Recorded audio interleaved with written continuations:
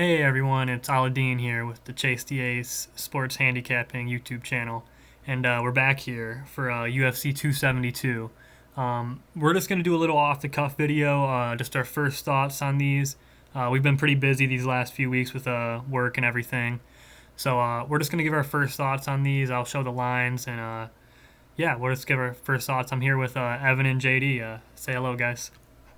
What's going on? Greetings, nerds and virgins. The people's champ this weekend. Twisted Steel and Sex Appeal. Let's get it. I love it. Okay, we're gonna start straight into the prelim card. We're not gonna talk about all these because some of these guys I don't even know, but a lot of people I've seen, like two or three people actually say Dustin Jacoby is actually a really good pick. I'm not gonna play him, but he's like minus 180, really juicy. Um, he does have 2 inch reach advantage. He's a little older, but he might have more experience than this guy. But I'm not gonna bet on this at all. I'm not probably gonna bet on any of these except maybe these two favorites up here, Tagir and Umar. But I'll let JD and Evan speak on this early prelim card. I'll let you take it away, JD.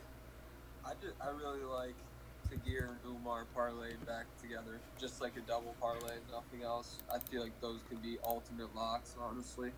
Tagir They're fighting. Tagir is actually only minus 240. So I think that's a really good piece. I mean, he's fighting a guy that's 18 and 12. A little juicy, but Umar and Tagir pays out minus 170. It's not bad. See, even then, that's good value, but I think for two picks that you wouldn't have to sweat on much, that could be a good parlay. I agree. Maybe not like a bomber play, but just like a solid one unit, one little play. Definitely. That's one like if it loses, like what happened? Like, I mean, not like what happened, but you know what I mean. Like, hey, I just played two really good Russian wrestler guys, and one of them lost. I mean, what happened? I mean, you can't really do much more. About that. Exactly. Yeah. I feel like if you wanted to make it a little bit more interesting for you guys, you could add this Romanian fighter, Nicole. He fights Kennedy. I don't know how to say this last dude's name, but if you're just looking to make it a little bit more interesting for yourself, he's a nice parlay ad. He's plus 125. Yeah, I like that. Oh yeah, that's on the prelim card. We'll get there. But anything more to say on this early prelim? Just the Russians. I did not research it too much, but I would say you could be pretty confident on Umar and Tagir. I like it. Okay, I can't find a line on the women's fight, Jessica I. I've seen her fight a few times, but I don't like to bet on UFC women's too much. But moving on to the prelim card, there's only 4 fights on here, and I only know Malarkey here, and I have Malarkey in a long shot play. I think he gets it done. I think he's a good dog. Plus 140. He last 2 fights by knockout. They're about the same age. He's got 2 inches shorter. Who cares? He's got a 3-inch reach deficit though, so that's probably the only advantage that Jalen holds on him. Malarkey's got hands. He's got some power. Watch this kid's last 2 fights. He's got a chin too. He could take a punch too, which is when these guys are lightning quick at 155, and Malarkey could throw a 1-2. He can knock this guy out real quick. I think Malarkey's he's already a dog, so take him at plus 140. But I think he's gonna finish the fight. I think he could definitely finish this fight for sure. Plus 130 right now in Bovada. I didn't even know he was the underdog for that, but I like that a lot too. And he also averages 3 takedowns a fight too. That's huge. That's something to look at. You can find a line for that probably. Oh, like over under takedowns? Yeah, I agree. I'm just always suspect like what they grade a takedown. I hate that stuff. True. But yeah, I don't really know any of these other guys. That one guy's haircut is hilarious. That Kennedy guy.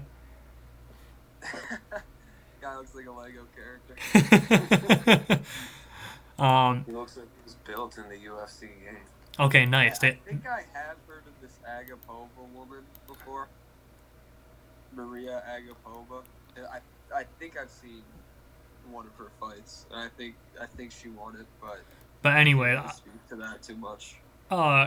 if you guys have nothing else to say on the prelim card, I'm gonna move on to the main card because this main card is very good. Like every one of these names, you should know. Because overall, looking at these early prelims and prelims, it's kind of weak. I'm not gonna lie. I completely agree. Yeah, I probably won't even turn it on until Malarkey, but they're always good prelim fights. Could be a knockout or two. Definitely. The Russians on the early prelims make it a good watch. I'll be really surprised if that. I'll check out that Umar fight. Yeah, I'll be really surprised if he doesn't finish that fight. He's like minus 900. He's the biggest favorite on the card by far. But moving on to the main card, I'm gonna start off with this heavyweight fight, the Sergey Spivak versus Greg Hardy fight, and gotta imagine Greg Hardy's sort of on his way out. I mean, this guy is just not built for the UFC. I mean, no chin, very reckless fighter. Just throws his hands, lets him go. I mean, granted, every heavyweight almost does that, but this guy just really has no technique, it seems. And granted, he does have power. If you watched his fight against Tuivasa, he did stun him. He did stun Tuivasa, but Tuivasa has a chin now. Tui blew his lights out. Yeah, Tuivasa. I don't know which is worse, that one or the Lewis one. Both are really brutal, but Greg Hardy does have a 2.5-inch reach. He is older by 6 years, and he is heavier by 5 pounds and 2 inches taller. But I don't think he's gonna win. If he's gonna win by knockout, and he's gonna win by knockout in the first round. So I actually think Spivak, he's a very slow, methodical fighter.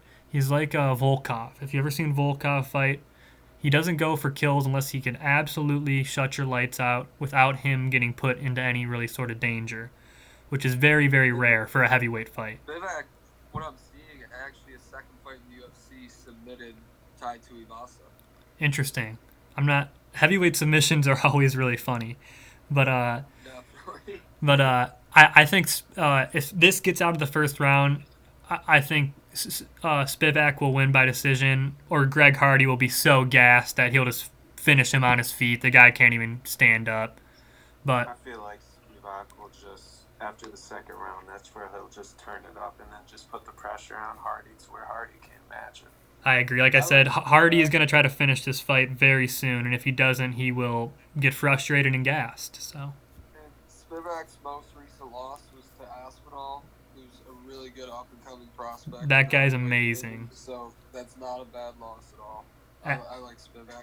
Greg Hardy's got to take it back to the football field, man. He's one of those guys that just walks in there for a check, gets knocked out, and goes to the casino. So. Yeah, it's pretty sad seeing that guy get knocked out and get more CTE than he already needs to. But pretty sure he's had some domestic abuse allegations. I mean, which football player hasn't? But anyways, let's move on from that. Kevin Holland versus Alex Oliveira here. They have Holland at minus 300 here, and I'm sort of confused here. Minus 310 now in Bovada. Don't get me wrong. I love Trailblazer. I love Loudmouth. Holland's pretty fun to watch. Great striker. But the guy in his last 3 fights has looked really not himself, just sort of out of the element, sort of. Especially against Vittori. I mean, I don't even know why he took that fight. That was just really stupid. And his last fight against Daukaus, total loss. It should have been a total loss. He got headbutted apparently, and then choked out, and then they should have stopped the fight if he got headbutted, but then they let it go on and got choked out, and then a no contest, which is really weird. He definitely should have gotten the loss right there. So I'm going to say he's on a 3-loss losing streak. He needs to win this fight badly. He does have a 4.5-inch reach advantage, 5 years younger. He's 7 inches taller, 6 inches taller. And this guy that he's fighting, I mean, 22-11. That's pretty journeyman status. I don't know too much about him, but this is one I would just stay away. Yeah. I'm big on Holland this fight only because I'm a place is I'm gonna take him by knockout because Oliveira doesn't want this to go to the ground as much as Holland does not want it to as well, because they're both strikers. And if you look at the stats, Oliveira's has more submission losses than wins, and every time it seems to be taken down to the ground, it's the same outcome. He loses. Yeah, So he's not winning on the ground. He needs this to be a hand fight just as much as Holland, and if it comes down to that, Holland has the superior hands. It's gonna be hard to strike him with you got a 6-inch reach or whatever, 5-inch reach advantage. Yeah, Huge reach. I'm just really suspect. -300 is suspect. Maybe if you could get him in a parlay with those, maybe Umar and Tagir, maybe, I don't know, but I'm suspect on this one for sure. You could take Evan's word, but I'll personally, my opinion is I'm just suspect. Love Holland, guy's awesome, but I'm not sold on Holland either. I'm gonna stand on the suspect side of that. This guy's really just never really shown me anything that he's a top tier fighter. I think a lot of it could just be hype factor around him. So I just think his wrestling is his Achilles heel, and I get it that he's been working on it and been doing all these like grappling tournaments and stuff like that, but like, who are those tournaments against, really? I mean, some of those guys are like just random guys, probably just from like college wrestling and in like high school wrestling. And granted, yeah, they might be really good and better than him, but they're not people that he's going to be fighting in the UFC. He needs to be training with legitimate wrestlers who are in the UFC, and it doesn't seem like he's doing that. Like, if you go to his Instagram, he'll literally go to his DMs, people who are talking crap to him. It's funny, don't get me wrong, and he's like, yeah, come to my gym, and he fights them and like wrestles them and submits them and like makes them look like a clown.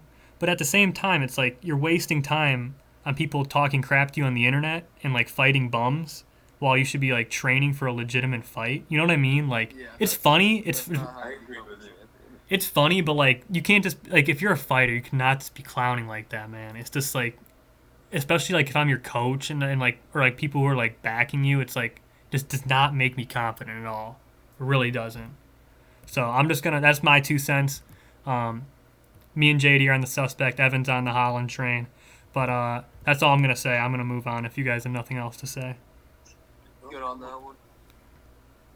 Okay, the third fight towards the main is Barbosa versus Mitchell here, and nasty, baby. I actually think Barbosa is the best dog of the night. He's got a 5-inch reach advantage. Granted, he's nine years older, but this guy is a veteran. He's super, super good, and I think his striking is impeccable. His only really weakness is if you watch all of his fights. I'm not even going to include the Khabib fight, but his main weakness is definitely his wrestling. He wants to keep it on the feet. He likes to strike. He likes to throw those kicks. He loves those spinning kicks. Mitchell, I've only seen him fight a few times. Evan, I'm assuming you know more about him, but I'm gonna go with Barbosa at, I think he's plus 140 right now. But what do you guys have to say? I'm actually going to stay out of this fight because I don't know who's going to win. I think Mitchell is the hotter fighter coming into this fight, being on the win streak that he has. And he has fought more. And if you look at the last fight, Barbosa is coming off an L. So I don't know who's going to win this fight because it seems like it's a must-win for both sides. Listen, I might have a little heart behind this one, and I know you never want to bet with your heart, but I do like Mitchell, and I like him because he's a decision fighter, and he knows what he's going to need to do to beat Barbosa. As long as he stays out of range of those insane, like, spinning back kicks, flying knees, I think that he's going to get this done in decision for sure. I bet you could probably get that at 2-1 odds, probably pretty good, because he's only minus 160. This guy, Bryce Mitchell, he's so focused on the sport. He literally lives on a farm and trains and does nothing else. Like, this guy has no other contact with the outside world but MMA and being a farm boy. So he's like an Amish UFC fighter, basically. It's pretty crazy. The UFC, you got a guy from Brazil fighting a farm boy from like Minnesota. It's like, I don't know if you'll see that anywhere else. Definitely. So I like Barbosa the dog. Both of them, JD and Evan, they're leaning towards Mitchell. I just think Barbosa, he needs this, not needs, but definitely he's on waning, I would say, definitely in the back end of his career. And a win like this would mean a lot to him. It would really revigorate his career. I agree. And I think if he loses this, that could also be the end too. Yeah, maybe. But anything else on that one? Nope, I ain't got no more on it. I'm good on that one. Moving on to the official new co-main event as of today. RDA versus JD's boy Moicano, who, as you know from our, I think 2 videos ago, he got the job done, and he got it. Awesome. He's awesome. He kills it, and it's not on Bovada yet because obviously it was just today. Bookies need to stop slacking. But I saw it like an Odd Shark and a few other places. Moicano was about plus 170, plus 175, so a pretty sizable underdog, and that's probably that is probably just because the main reason he just fought a month ago or 3 weeks ago, but he is 5 years younger, 2 inches taller, and 2 inch reach advantage.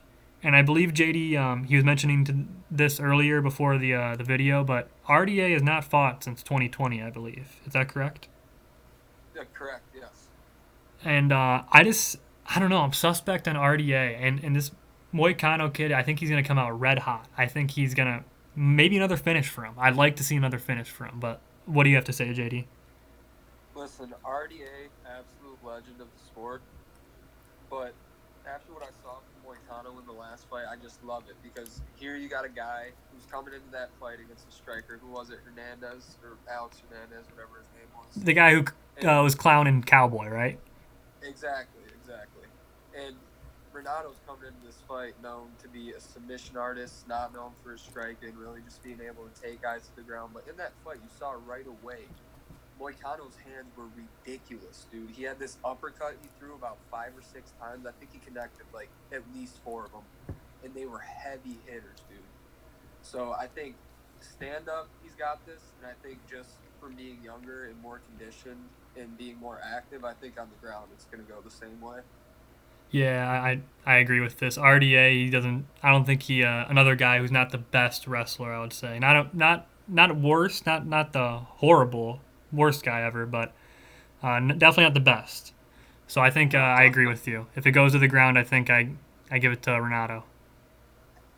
If you look at Dos Anjos' past fights, if you go down the list, and I remember this fight, Eddie Alvarez in 2016 starched RDA, completely blew his lights out, and ever since that, RDA hasn't been able to beat the top talent.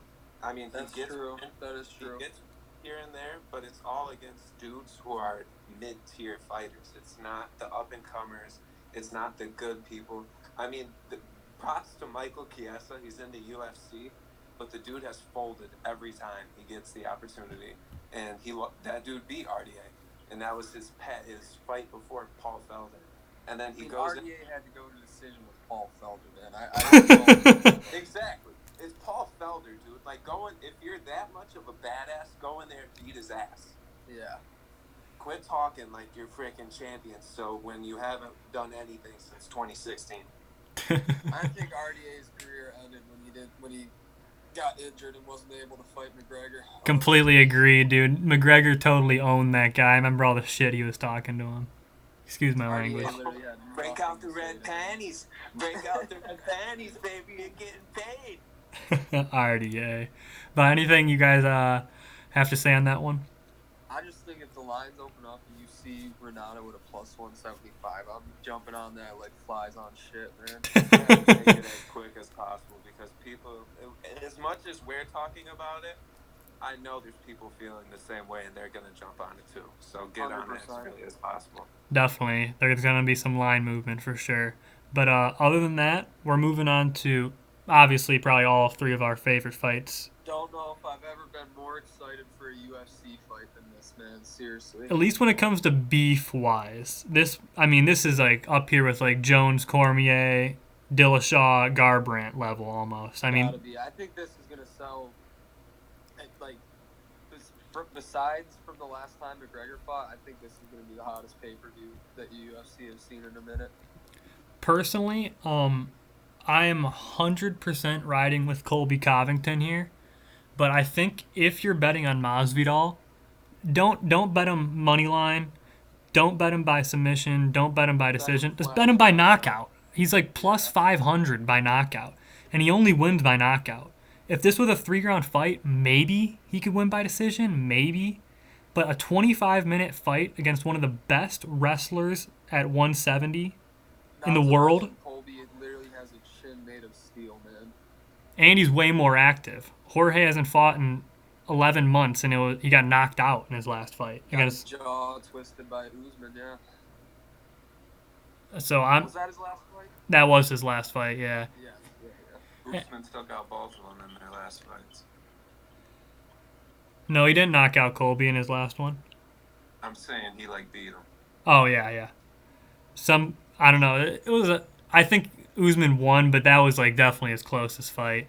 One thing I was looking at that I feel dumb I didn't know this, but Jorge did go 5 rounds with Usman too. Yeah, that was the first. That was remember we watched that. He just got toe stomped. Still got absolutely dominated. He didn't win a round. I could be very wrong though. I do believe that Usman went into that fight with an injury, like a foot injury. It was a toe injury or something.